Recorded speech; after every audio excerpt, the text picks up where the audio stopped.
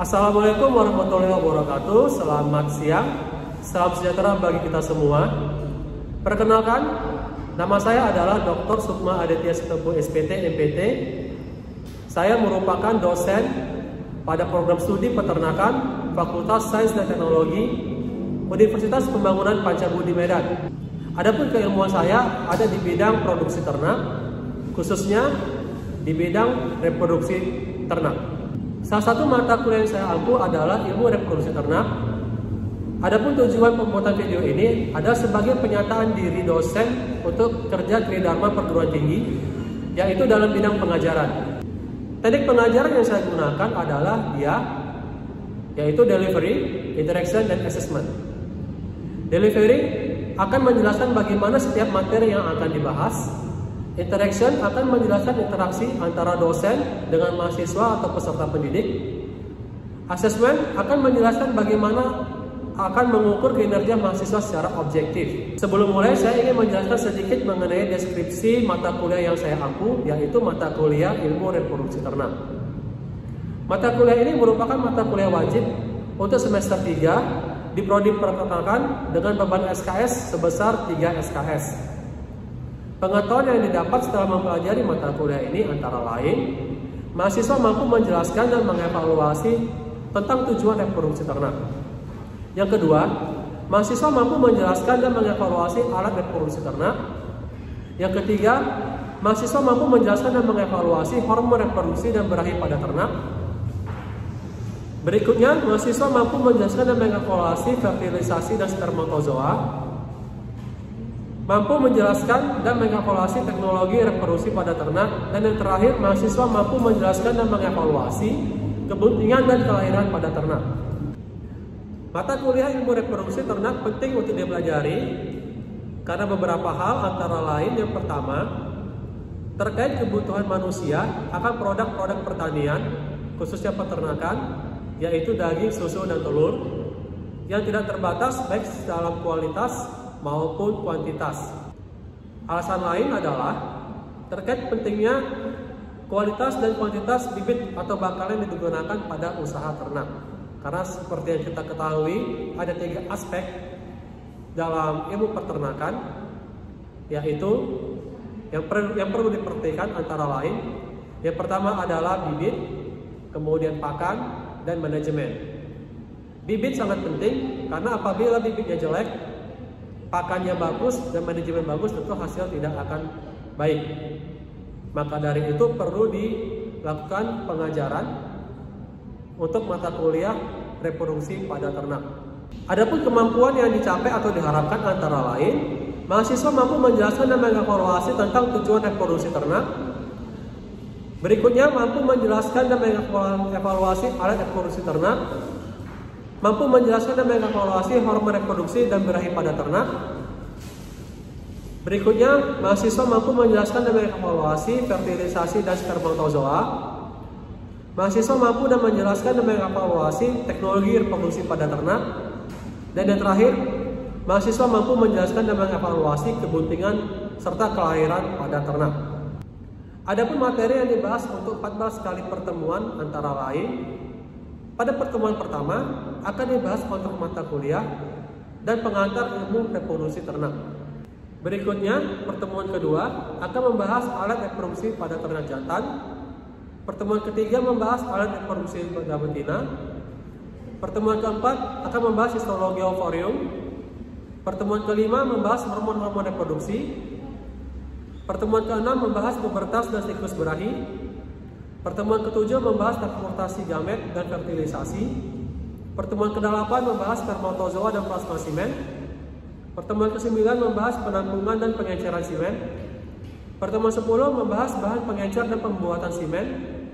Pertemuan ke-11 membahas inseminasi buatan. Pertemuan ke-12 membahas transfer embrio. Pertemuan ke-13 membahas kebuntingan. Dan pada pertemuan terakhir, yaitu pada pertemuan ke-14, akan membahas mengenai kelahiran pada ternak. Sistem perkuliahan dilakukan secara luring dan daring. Metode delivery yang dilakukan dalam pengajaran meliputi ceramah dan diskusi Adapun sumber-sumber bahan ajar diperoleh dari beberapa literatur, antara lain TOEHRE, yaitu buku fisiologi reproduksi pada ternak, kemudian buku Ferradis, karangan Ferradis, yaitu reproduksi ternak, kemudian textbook Haves mengenai animal reproduction, dan juga saya menggunakan buku ajar yang saya karang, dan juga hasil-hasil penelitian saya yang telah dipublikasi di berbagai jurnal maupun proceeding seminar. Metode interaksi daring menggunakan media Zoom meeting, pengumpulan tugas menggunakan e-learning Unpad yang sudah tersedia di kampus kami. Untuk media komunikasi saya menggunakan WhatsApp group, email, portal Unpad, dan video pembelajaran yang sudah saya upload ke YouTube. Untuk pembelajaran luring, saya berharap ada interaksi tanya jawab atau keaktifan mahasiswa dan diskusi. Mengenai metode assessment dilakukan dengan menilai tugas kuis, UTS, dan UAS yang sudah dilakukan oleh mahasiswa. Pada akhir perkuliahan, ada proyek berupa pengerjaan soal latihan yang berkaitan dengan materi yang disampaikan. Tugas dikumpulkan dan diupload ke e-learning Unpad. Selanjutnya saya akan menampilkan kegiatan pembelajaran secara luring yang saya lakukan. Assalamualaikum warahmatullahi wabarakatuh. Waalaikumsalam warahmatullahi wabarakatuh. Selamat siang semuanya. Bagaimana kabar hari ini, sehat? Ya, sudah siap untuk perkuliahan? Siap. Oke. Baik. Jadi pada hari ini kita akan melanjutkan perkuliahan kita terkait mata kuliah ilmu reproduksi ternak, yang pada hari ini adalah pertemuan ke-12. Jadi pada pertemuan sebelumnya kira-kira bagaimana? Sudah cukup jelas? Ada yang mesti ditanyakan? Sudah cukup jelas ya, karena kemarin juga kita diskusi juga banyak ya, baik melalui secara langsung dan juga melalui grup WhatsApp ya kemarin. Jadi pada hari ini kita akan melanjutkan perkuliahan kita, yaitu mengenai teknologi inseminasi buatan. Fokusnya pada hari ini adalah teknologi inseminasi buatan pada ternak ruminansia. Jadi nanti akan saya jelaskan terkait ternak sapi dan juga dengan ternak kambing. Dan pada pertemuan sebelumnya kita sudah banyak membahas terkait inseminasi buatan sebenarnya, mulai dari penampungan sperma, jadi bagaimana sperma itu ditampung, kemudian dibesarkan menjadi volume yang lebih banyak sehingga dia bisa digunakan untuk program perkawinan pada ternak yang lebih banyak. Kemudian kita sudah membahas bagaimana cara membuat sperma semen, semen cair maupun semen beku. Jadi kita sudah punya semennya. Sekarang kita akan mempelajari bagaimana teknologi inseminasi buatan tersebut, bagaimana pelaksanaan inseminasi buatan pada ternak. Namun alangkah baiknya sebelum kita mulai perkuliahan, kita berdoa menurut agama masing-masing. Doa dimulai. Selesai. Kita langsung masuk ke materi mengenai teknologi inseminasi buatan. Jadi seperti yang sudah saya jelaskan di awal pada pertemuan sebelumnya, bahwasanya perkawinan pada ternak ada dua, bisa kami secara alam, artinya apa? Kami secara alamiah. Jadi kita kalau mau kita atur ya kita bisa siapkan kandang, ada betina, kemudian ada pejantan, nanti dia akan kawin secara alami. Namun bisa juga menggunakan teknologi reproduksi. Dalam hal ini teknologi reproduksi yang paling rendah atau level yang paling rendah sebenarnya adalah inseminasi buatan. Inseminasi buatan apa lagi? Ada lagi yang namanya TE, transfer embrio, dan in vitro dan lain sebagainya. Bahkan nanti yang paling hebat adalah namanya cloning. Jadi mungkin kalau kalian sering nonton film tentang cloning, yang betul-betul hidup sama anak itu betul persis sama, nah itu memang benar sudah pernah diceritakan. Tapi kita tidak pelajari sampai ke sana karena di peternakan memang sih possible teknologi reproduksi yang dikembangkan adalah inseminasi buatan dan juga terus embrio. Karena pada cloning tentu biaya cukup mahal, bisa jutaan dolar. Untuk bilang rupiah lagi, jutaan dolar bisa harganya. Pernah dilakukan pada ternak? Pernah. Namanya global cloning. Nanti di pertemuan berikutnya akan kita bahas mengenai hal itu. Sekarang kita fokus dulu ke program inseminasi buatan atau teknologi inseminasi buatan.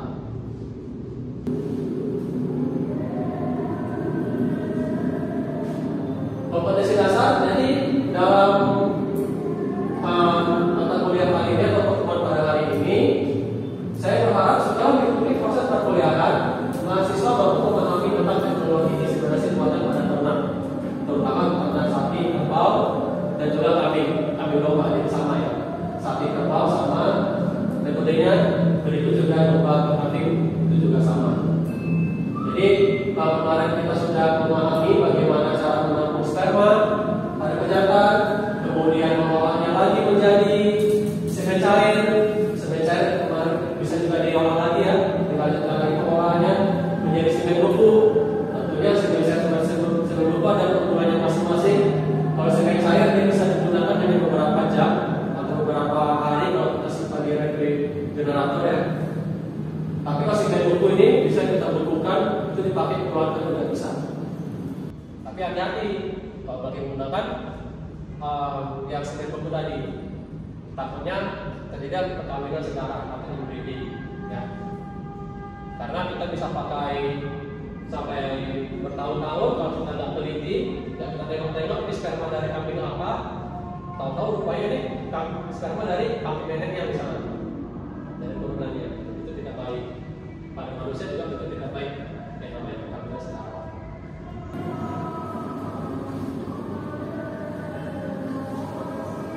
Pendahuluan inseminasi buatan pada ternak adalah sebuah teknik di mana semen dikoreksi dari ternak jantan dan diposisikan oleh petugas khusus ini pada saluran reproduksi ternak betina pada waktu yang tepat.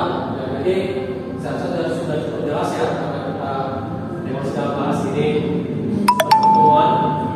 Jadi pada intinya adalah bagaimana cara seorang atau petugas ini untuk memposisikan sperma itu ke saluran betina pada waktu yang tepat.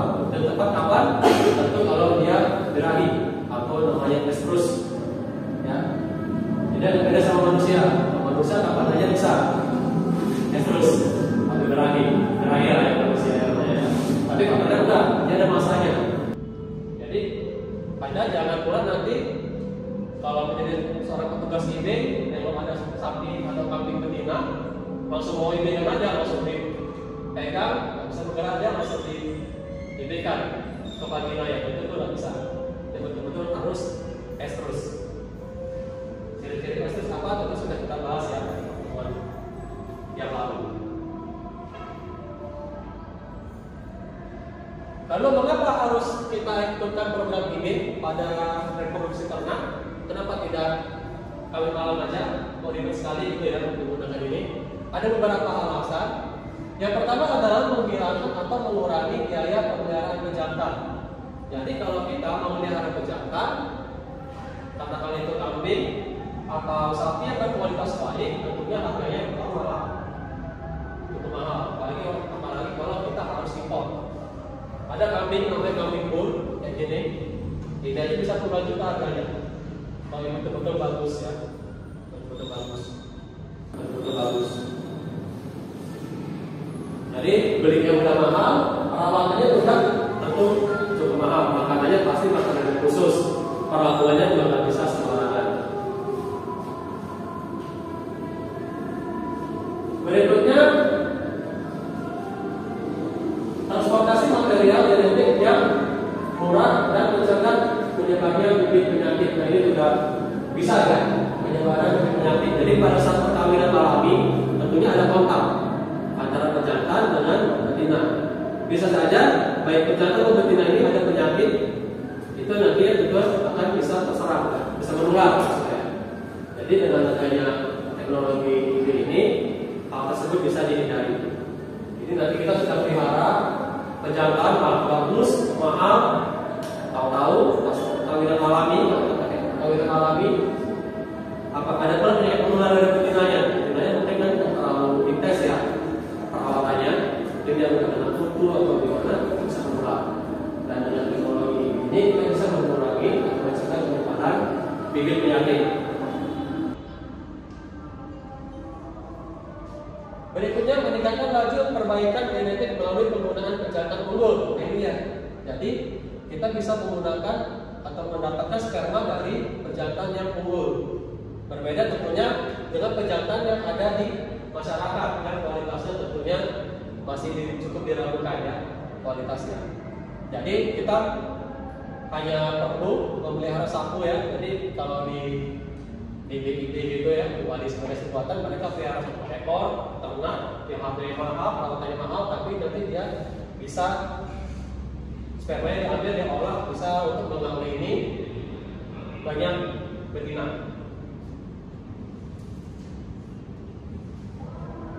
Berikutnya keempat, meningkatkan jumlah betina yang bisa dikawinkan. Terkait seperti penjelasan di poin ketiga. Kemudian mengurangi penurunan penyakit, pengobatan kejahatan tubuh dan fisik. Nah ini ya, jadi apabila ada kejahatan kita yang buruk, namun secara fisik mungkin kakinya agak sakit, gitu ya, tentunya dia tidak akan mampu melakukan perkawinan secara alami. Nah jadi bisa kita ambil spermanya, sperma kita ambil dulu, kemudian kita olah dan kita idenya ke betina. Berikutnya ketujuh, sinkronisasi estrus memungkinkan beberapa betina dapat dikawinkan pada hari yang sama. Hal ini terkait efisiensi dan efektivitas program perkawinan. Ya, jadi sinkronisasi estrus, masih ingat ya pada pertemuan kita yang kemarin adalah tetap birahi. Jadi bagaimana teknik atau treatment yang diberikan ke betina supaya dia bisa estrus atau birahi pada saat yang bersamaan. Nah, jadi kalau ini sangat efektif apabila terutama kalau kita menggunakan semen cair yang tidak tahan lama. Jadi begitu kita dapat semen cair, udah pada estrus semua, ternaknya sudah estrus, kita bisa langsung melaksanakan inseminasi buatan pada seluruh ternak betina yang ada sudah estrus.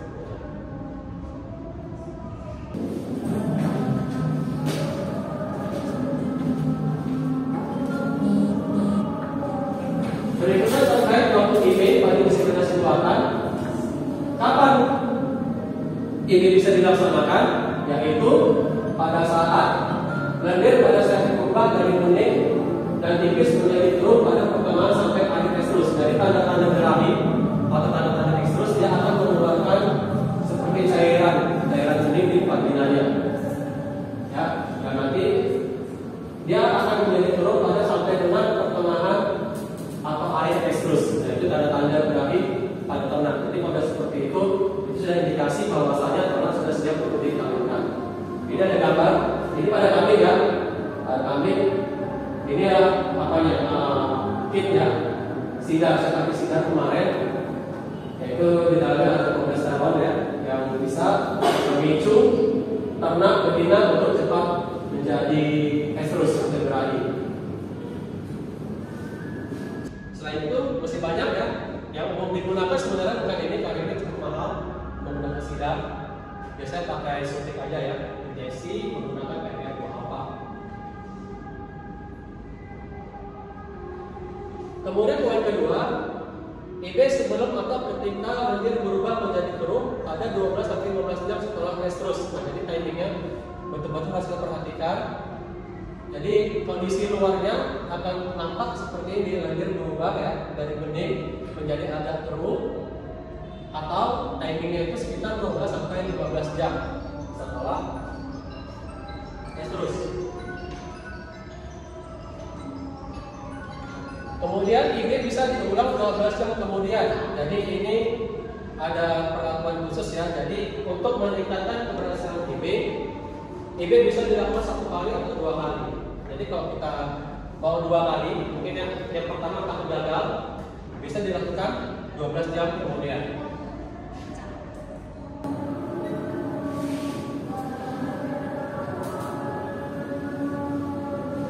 Lalu ada beberapa alasan mengapa IB belum berkembang dengan baik di Indonesia.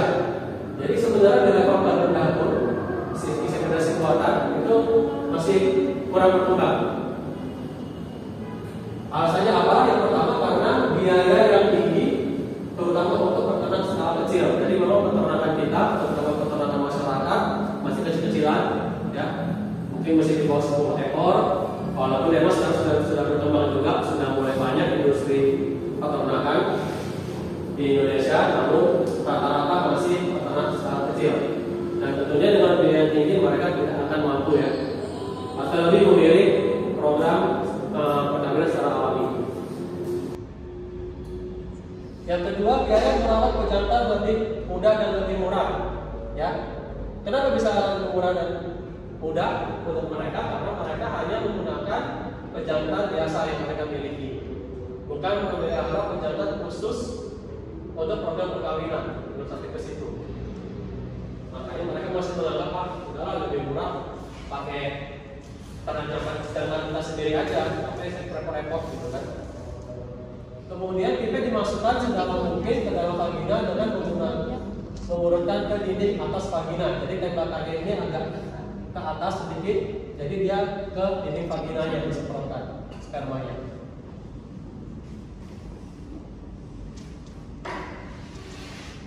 Untuk anak ini tidak memerlukan spekulum. Nah, jadi agak berbeda ya.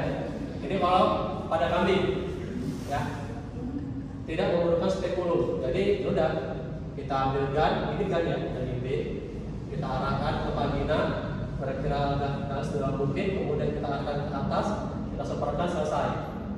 Tapi itu tadi ya, kita sampaikan nggak ada ke serviknya. Yang sampai servik aja belum tentu berhasil, apalagi seperti ini. Jadi tingkat keberhasilannya ini adalah tingkat keberhasilan dari IB yang paling rendah. Ya, jadi caranya kalau pada kambing seperti ini, kita lakukan landing, diposisikan ternak seperti ini ya. Jadi kepala yang di bawah, kemudian kaki belakang di atas seperti ini. Tujuannya apa? Supaya sperma yang masuk tidak keluar, tidak meminimalisir keluarnya sperma yang sudah di-IB-kan. Kemudian dipegang oleh peternak ya, asisten peternak ya, supaya posisi peternak seperti itu. Kemudian bersihkan organ genital ya, jadi sekitar vagina kita bersihkan. Apabila diperlukan, kita akan juga pencukuran bulu yang menutupi vagina. Berikutnya dilaksanakan pelaksanaan IB. Yang pertama kita ambil straw dari dalam nitrogen cair kalau kita menggunakan simen buku. Kemudian simen buku tadi ditowing ya, ditowing atau diencerkan di suhu 37 derajat Celcius atau 36. Kemudian baca kode straw untuk memastikan straw yang kita gunakan itu benar. Kemudian gunting ujung straw dan tancapkan ke gan ya, masukkan ke dalam gan, kemudian dilakukanlah inseminasi buatan. Baik, sampai di sini kira-kira ada pertanyaan? Oke. Menurut penjelasan yang Bapak jelaskan tadi, apakah dengan teknik IB dapat menghasilkan anak kembar? Oke, jadi kalau IB sebenarnya tidak terlalu ya, tidak terlalu kita bisa pastikan anak itu kembar atau enggak. Namun kalau dari recording yang kita baca itu bisa saja memperbesar. Jadi kalau nanti ada catatan, oh ternyata ini punya riwayat sebelumnya turunannya ya, ada kelainan kembar, itu tentunya akan memperbesar peluang terjadinya kelainan kembar. Namun kalau kita memang ingin kelainan kembar, itu bisa menggunakan bukan IB, lebih tingkat sedikit satu tingkat lagi lebih tinggi teknologinya sampai terus ke embrio. Jadi kalau bedanya sama IB itu, kalau IB hanya sperma pejantan unggul yang kita pakai, kalau ini sperma pejantan unggul kita ambil, kita IB kan yang betina yang unggul, kemudian nanti setelah diberi hormon, itu sama telurnya yang sebenarnya hanya satu saja yang bisa dibuahi, kita akan bisa menjadi banyak, bisa dibuahi. Nah setelah itu, setelah nanti menjadi embrio dipanen seperti tanam atau diibikan lagi ke betina lain. Jadi kita bisa steril. Kalau kita mau ada satu atau dua, ya kalau dua ya dua embrio kita tanam. Bahkan kalau kira-kira cukup gemuk ya, cukup sehat si betinanya, bisa kita tanam 3. Jadi kalau di IB belum bisa dipastikan, tapi kalau embrio bisa. Ada lagi kira-kira? Ya.